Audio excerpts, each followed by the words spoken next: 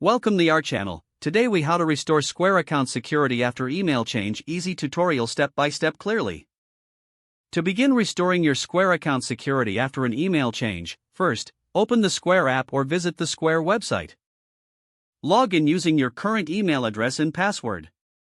Once logged in, navigate to the account settings section. Look for the email option in the settings menu.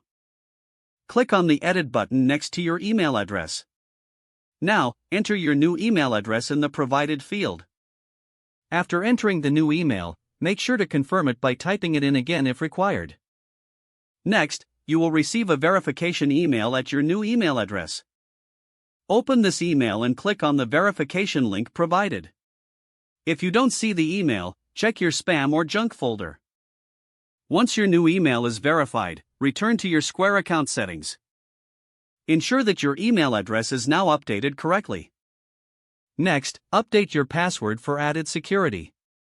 Select the password option in the settings menu. Enter your current password, then your new password. Make sure your new password is strong and secure. Save the changes after updating your password. To enhance your account security, enable two-step verification. Return to the account settings and locate the two-step verification option.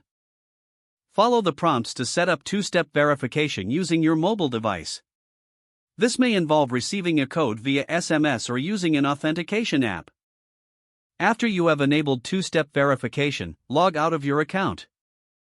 Then, log back in using your new email and the updated password. Complete the two-step verification process by entering the code sent to your device.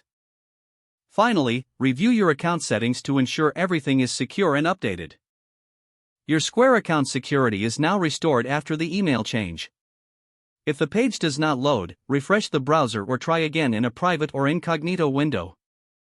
Make sure you are using the correct email address, then retype it carefully to avoid small typos.